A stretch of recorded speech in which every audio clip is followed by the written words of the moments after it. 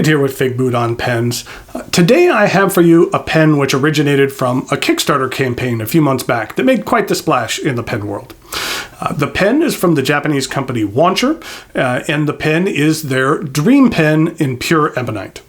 What I'm going to do today is go over the parts and features of this pen, talk about what I care for and what I don't care for. I'll show some measurements, size comparisons, and provide a writing sample. As I mentioned, Wancher is a Japanese-based manufacturer. Earlier this year, they launched 3 pens via Kickstarter. There was the Ebonite model, there was an Urushi model, and then also a Makie model. The campaign was very successful for Wancher. They recently have fulfilled all of their orders for the Ebonite model, and the current estimation from them is that the Urushi and Makie models will be fulfilled this October. So, the Kickstarter orders have been fulfilled for the Ebonite pen. I'll show you here in just a little bit, but they are also now available to purchase directly from the Wancher site. And Wancher was very nice enough to provide me with one of those pens. The version available for purchase now is slightly different than the Kickstarter version, and it's one of the current retail versions that I have for you today. The pen arrives in this soft wooden box. On the front, there's the Wancher logo. Above that, in Japanese, it actually says Wancher. And then over here, it says fountain pen. And then there's a drawing of Japan's Mount Fuji. It's a nice display box. And inside, we have a bunch of things. There is a guarantee card. There is some advertisements for one of Wancher's other pens and another little advertisement. There is a bookmark with a QR code to access the instruction manuals. If you're not familiar with QR codes, QR actually stands for quick response. Think of it like a UPC barcode that you find on any product you purchase at a store, but the QR code can actually store a larger amount of data. There's free programs readily available on your smartphone that you can download in order to read these codes, and when you use one of those programs on this particular code, it takes you to the instruction manual on the Wancher website. It's a good alternative opposed to having to print a little booklet. There was one card here that was some information about ebonite. Then there is a cute little envelope with a sumo wrestler on it. Inside the envelope, there's actually 3 standard international cartridges. I believe they're black. Then there is also a little pen pillow, which I'll take a closer look at later during the writing sample.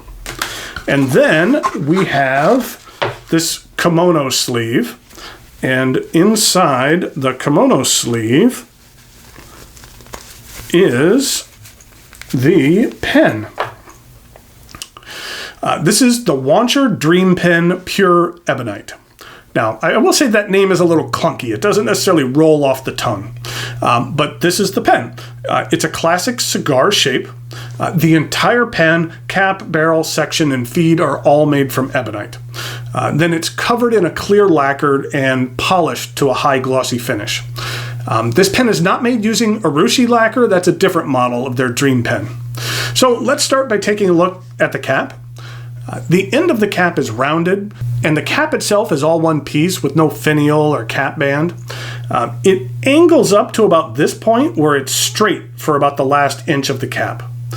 There is a slight rounded step down from the cap to the barrel. This barrel is then straight for about an inch before it slowly tapers down to the end of the barrel, where it's rounded, matching the end of the cap. The cap screws off. Now, inside the cap, there's an inner cap containing a spring that creates an airtight seal on the section to help the nib from drying out. Now, this is a feature I actually feel can use a bit of tuning on this pen. I do find the spring on here to be a bit strong. I don't mind pushing a little to cap the pen, but for this pen you have to push a little harder than you think you should. And then when you are uncapping the pen, the cap and the barrel have a tendency to kind of pop away from each other a little bit. So I feel the spring doesn't necessarily need to be as strong as it is. But in the end, it's not really a major deal, just something that I feel can be improved. But once you finagle your way around the cap, you have this number 6 Jowo stainless steel nib. It's available in extra fine, fine, medium, and broad. It's engraved with the Wancher logo. And I find this particular medium nib to be outstanding. I am uncertain whether or not Wancher actually tunes their nibs or if they're straight stock, but the one I received on this pen is fantastic. It's very smooth with limited feedback, and the ink flow is generous. It's very, very nice. And then here's a look at the Ebonite Feed. The base version of this pen comes with a plastic feed, but you can add an Ebonite Feed for an additional cost if you wish. The section is slightly flared at the end. Now, there are several basic section designs in the pen world, and the one used on this pen is one of my favorite. It just fits my grip well. Now, the section angles up to the threads, which are ebonite, but more of like an untreated material rather than the polished material on the rest of the pens. The threads on the inside of the cap are ebonite as well, so you kind of have an ebonite on ebonite mechanism for the capping mechanism. Then you have a multi-tiered step up from the section to the barrel, which I don't find to be too steep. So even if your finger or thumb rests on the transition, I don't feel that you'll find it uncomfortable. Now, this is a cartridge converter pen that will accept standard international cartridges, and a converter is provided. One difference between this retail version and the Kickstarter version of this pen, the Kickstarter version has had the Wancher logo laser engraved on this metal piece of the section. Now, branding this specific piece isn't something I've really seen previously. The retail version does not have the logo here, but it is on the nib. And on the Kickstarter version, the nib was devoid of branding. And I feel that that's a good change, because it was a little odd having branding here, and I prefer to have a logo or something on the nib as opposed to one that's just blank. One more thing I did notice, at the end of the section right here, as it transitions into the barrel threads, the edge is a bit rough around the edges. It's just a bit sloppy. To the naked eye, you really can't even see this. It was just something that I noticed when taking some up-close pictures. It's amazing sometimes what you can see with a macro lens or a loupe. The base price for the Wancher True Ebonite is $200, and for that price, international shipping from Japan is included. A pen for that base price comes with a stainless steel nib and a plastic feed. If you'd care for an Ebonite feed, that's a few dollars more, and the pen is also available in either a 14K or 18 karat gold nib as well. And that, again, would be at an additional cost. They have options to add one of several roll stops to the cap to add a little bit of flair to this black pen. And you could also add on a little pen pillow. And like I said, I'll give you a closer look at the pen pillow during the writing sample. They're nice. So there's some extras that'll potentially increase the overall price of this pen. But I feel that the base model at a $200 price is a reasonable price for the value that you receive with this pen, especially once you consider that shipping is included. It is a well-built Ebonite pen that, as you'll see in the writing sample, performs very well. So thanks again. Go out to Wancher for providing this pen for review. It is now time for some measurements, size comparisons, and a writing sample.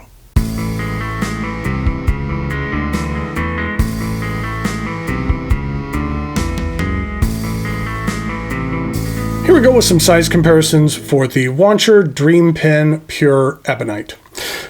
Here it is with a Sailor King of Pen.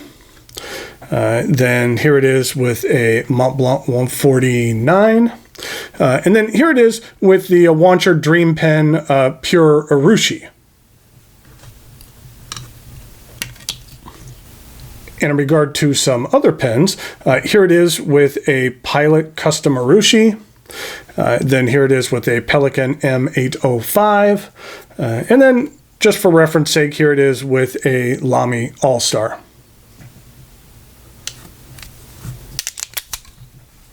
Before we get started with the writing sample, I wanted to show you this pen pillow it's really nice. This one has a butterfly on it. They have a couple of other different varieties. There's a koi fish, and then I think it's a flower. I can't remember what the third one is, but it's very nice mother of pearl inlay and a nice little pen pillow, especially since this pen doesn't have a clip on it.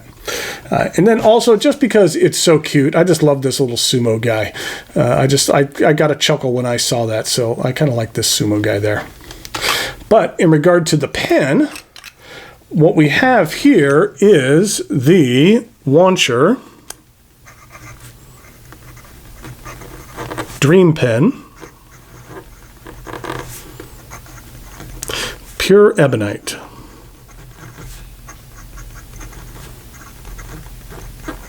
This is a medium steel nib, and the ink I'm using here is Kobe number 17. This is what the ink looks like. This is one of my favorite blues. It has a decent saturation and has a nice pop to it. That it's a little less vibrant than something like Private Reserve Naples Blue, but something very similar to Iroshizuku Konpeki. These are the bottles that they come in. They're made by Sailor, and so they use the Sailor bottle as well. Okay, on with the rest of the writing sample.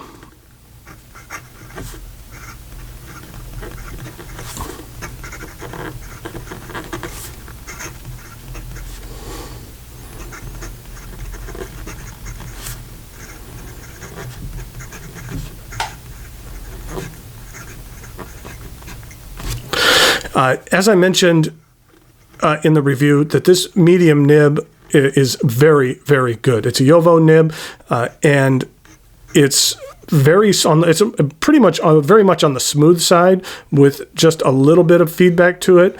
You're not going to get tons of line variation out of here, but the ink flow I find on this medium nib to be very generous. In regard to reverse writing, doesn't look like it does too well with that. But in regard to fast writing,